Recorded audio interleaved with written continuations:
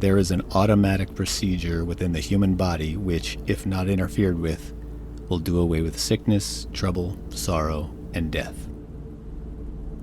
I first fasted when the moon was in my sun sign, Aries, in November 2024. At the start of this journey, we could say I had the advantage of having a lot of experience with meditation and breath work. But at the same time, I live in one of the biggest cities in the world, one of the biggest, most crowded cities in the world. I live in an apartment with my wife, and we're together all the time. So I had the same obstacles as everyone else living in today's society. I'm not living out in nature, undisturbed, in peaceful solitude. I'm living with the exact same challenges in the way that we all have in protecting our energy, our frequency, our vibration from all the outside energy and frequencies. Now, there have been countless benefits from following this process. It's been completely life-changing. Since this process is about awakening new brain cells, dormant brain cells, specifically in the right hemisphere of the brain, as I started my first cycle in November, I decided to try drawing with my left hand. Nothing serious, just tried scribbling with my left hand right after waking up with my morning coffee. Before, I could never draw at all with either hand. The last time I drew regularly was probably elementary school. So when I started with my left hand, I was at a level I would proudly call preschool level drawing. And what felt like overnight, I could all of a sudden draw anything with my left hand. And I mostly draw Taurus fields, plants, trees, all the zodiac signs in the Taurus field, using drawing as a way of learning. And not only was the rapid development so amazing, but the ease with how I was able to draw with the left hand was remarkable, to say the least. I've shown the progress, though, of my drawing to family and friends, and they've all been truly amazed. But again, perhaps following the Sacred Secretion had nothing to do with that. Right after the 6th time, saving the seed and raising the oil, I decided to try writing with my left hand. I set the goal of writing a paragraph every day with my left hand. On my first attempt, I was able to write backwards from right to left. So when it's held up to a mirror, everything is written properly, including all punctuation. And I realized later, this is how Leonardo da Vinci wrote in his notebooks. He wrote left-handed and backwards, so that it has to be held up to a mirror to be read. That's always amazed and perplexed people. And here I did it without even thinking. It flowed smoothly without even trying from the first attempt. It just felt more natural to write in that direction from right to left with the left hand, as it's a mirror image of writing with the right hand from left to right. And I've continued writing that way ever since. And I even wrote an entire notebook backwards with drawings included, starting from the back going all the way to the front. After the 9th time, which was just a couple months ago in June, I started writing cursive with my left hand. Backwards, of course. And I could barely remember how to write cursive with my right hand. But again, on my first attempt, I could write cursive backwards with my left hand, and when held up to a mirror, it can be read perfectly. My penmanship improved rapidly, and it wasn't long before it was much better than my penmanship with my right hand. Now, this is a magical ability for me. I'm so grateful to be able to do this, but again, it's the ease with which I was able to do it that's astonishing. So now I can draw with both hands, write cursive with both hands in any direction, and I can even write with both hands at the same time. And just so you know, I'm in my 50s. This is not my first day in this body. So I was pretty aware of what each of my hands have been able to do or not do before this. I couldn't do anything with my left hand before this. And now I can do anything with either hand. And I felt like that happened overnight. I now do every activity with both hands, alternating back and forth equally to balance both sides. The most significant result that has happened should leave no doubt about the process of the secretion.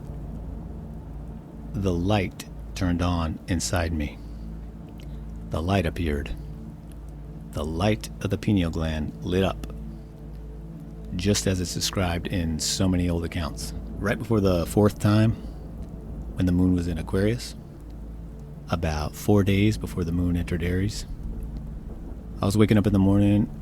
I saw a light on the wall. It was a violet, purple, circular shape with yellowish green color in the center of it. And when I closed my eyes, I could still see it. But with my eyes closed, the light in the center becomes bright light green, surrounded by purplish violet color. When I saw it, it looked familiar, like I'd been seeing it while dreaming, right before I woke up. So I was cloudy, just waking up. And it was like, oh look, there it is still. And that morning it first appeared, I sat on the couch to drink my coffee and I stared at the light with my eyes closed and eyes open. And I was thinking out loud, is the best way to describe it. Thinking silently, but also speaking my thoughts out loud, sort of clarifying my understanding of the universe. It felt like I was in a trance-like state, and the words were coming through me on their own. When I finally stood up, it was past 3:30 in the afternoon. I had no concept of time. The light has been here ever since. And I want to make it clear, I don't have to go into a special meditative state to see it. It's always on. I can see it whether my eyes are closed or open. I'll just say that it has continued to develop quite a bit each month since it first appeared. It was extremely overwhelming after it first appeared. It took a lot of learning to deal with the powerful emotions that it created. It took time to learn how to adapt to the light. It takes a lot of grounding. I have to touch the bottom of my feet to the earth every day, no matter what, even if it's just for a quick moment. It's mandatory that I do a lot of grounding exercises every day. That really helps in keeping me balanced. I've since learned so much about the light. I continue to learn more about it every day, and thankfully, I have a much better understanding of it now. I've researched it extensively, and I've now seen exact images of it everywhere.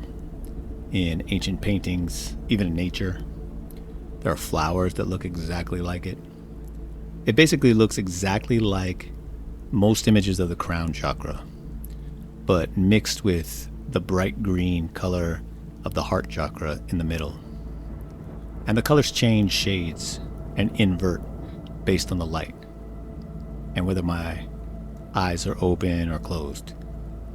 It also looks exactly like the sun does sometimes when it's surrounded by violet light. It really is an exact reflection of the sun. As a matter of fact, if you want to see what it looks like, all you have to do is look at the sun with your eyes closed. Look at the sun really quick, then close your eyes. And keep looking at the sun with your eyes closed. You don't have to do it for long. You can do it in an instant. Obviously, use your own discretion. Don't do anything that causes discomfort. But if you look at the sun with your eyes closed, you'll see lights. And if you adjust how tight you keep your eyelids closed, you'll see the colors changing, but keeping the same basic pattern. That's exactly what I'm talking about when I say the color changes depending on the light. And right there, you're looking at the light with your eyes closed. You're looking at the light with your inner eye.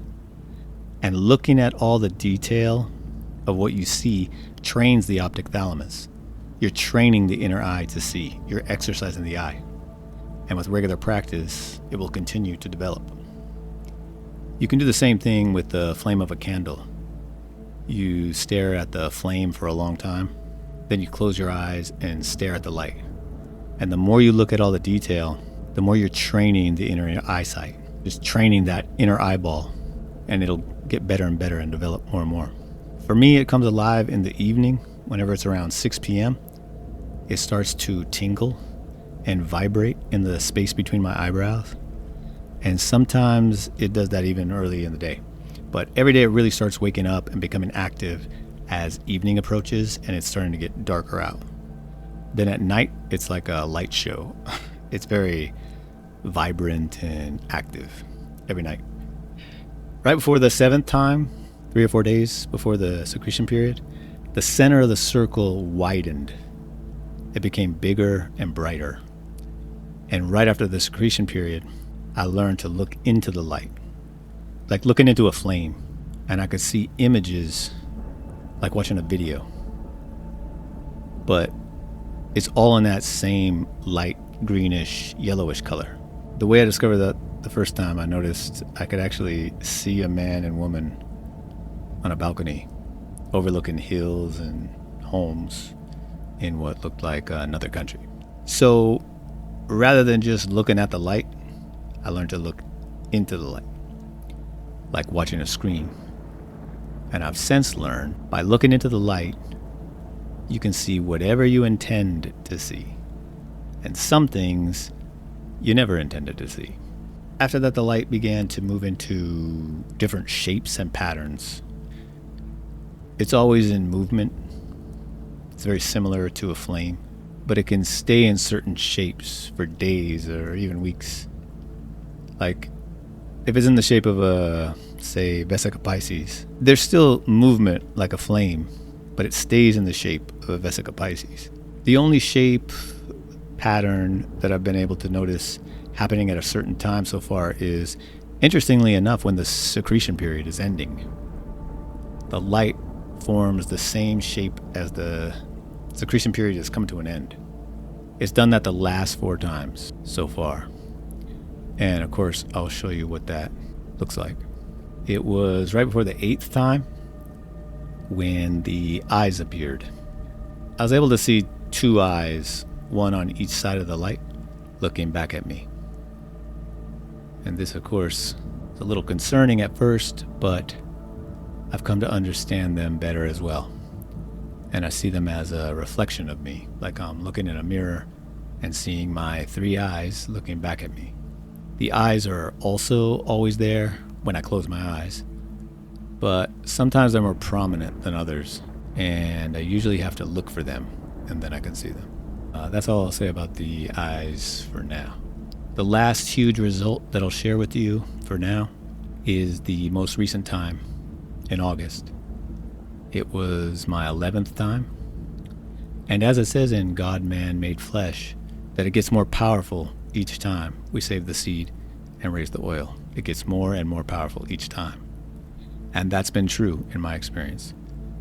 I've had a lot of powerful experiences raising the oil each month, a lot of big awakenings, seen a lot, felt a lot. But this 11th time, the secretion days went very smoothly. And the next night, less than 24 hours after the moon left Aries, I had the full Kundalini awakening experience that I've heard so much about. And it was the most powerful experience I've ever been through. There are no words to properly express how incredible that was. It lasted for hours, and I'll just say that after the experience and even during it, I was so grateful that I was prepared for it. I used every single tool that I have in my arsenal. Every single meditation, breathwork technique I've learned to get me through it. And I was so grateful that I've learned to ground myself in the body and send the energy back down. I don't know what I would have done if that happened all at once in the beginning without going through all the steps of the awakening journey that I've been on. If I hadn't learned all that I've learned to prepare for something like that, I don't know. I don't think I would have been able to handle that. But at the same time, it felt great. It felt really good.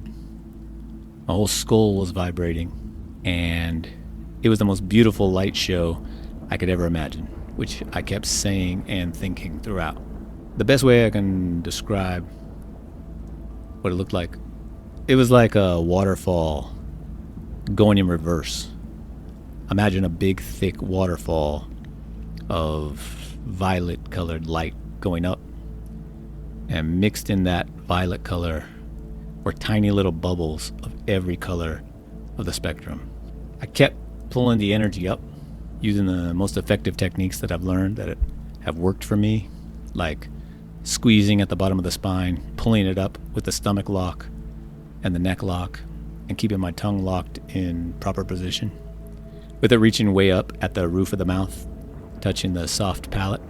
As I wanted to make sure I was raising every drop of oil up, like I was trying to scrape the bottom of the barrel, trying to get the most out of the opportunity. And it just kept bursting up into the skull. And I could see everything that I could usually see in front of me with my eyes closed. But now I could see through the top of my skull, all above my head. Where before this, if I close my eyes, I can point the light in front of me and all around. I could point it down and up. But now I could point it straight up and see through the top of my skull. So now, as a result, I have a much wider range of vision with it, we could say.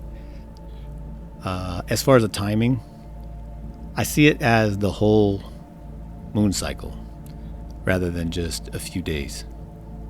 I just live the same way now every day through each month. And since I could never be 100% confident that I was being absolutely precise, especially in the beginning, I would usually play it safe and make sure I don't consume something that might mess it up for more like a 5-day window rather than just 3. And I was sort of forced to learn that the days leading up to it and the days preceding it are a very powerful time and important as well. It has continued to follow the same cycle of the big changes happening, starting from when the moon is in Aquarius, so when the moon is 2 signs away from my sun sign Aries, then after the moon leaves Aries, that's when I start receiving the benefits. And the actual secretion period is a calm, peaceful time where we can rest and rejuvenate. So really that's about a week period where I want to make sure the body is ready and prepared. So this is where I start tightening up the list on what I consume, then as disciplined as possible through the peak of the secretion period, and then ease back into eating a little more as the days move away from the secretion period. So if you're looking at the full month cycle, we could say consuming the worst of what I consume about 2 weeks away from the secretion period, then getting better from there towards the next one. I don't really stray too much from my pretty strict diet, but if I do, then it would be far enough away from when the moon is in Aries. I always try to stay in the highest vibration as possible, try to stay in a harmonic resonance, live as conscious and aware as possible. I do a lot of breath work every day, throughout the day. My wife teaches yoga and does sound baths. We have a lot of sound bowls in the living room, so I'm fully immersed in this lifestyle. The secretion period can be our own personal new moon. It's the end of a moon cycle and the beginning of a new one. It's a sacred time for us, a true holy time. These are true holy days for us, not a government-mandated holiday. It's a monthly cleansing, a rejuvenation, a rebirth, a fresh start. And I'll just end this by saying it's all real. It's all true. There's no need for debate. And it's good news for all of us. When we learn the truth, we see that it's good news. Everything good that's ever been said about the divine light of God, the power of God, it's all true. What we call God is always right here, all around and inside everything. It's in the space between everything. It's in the silence. God is the silent space between and inside everything. And I never had any doubt. Since I was a child, I've always felt the light of God inside me. The only difference is now I can see it.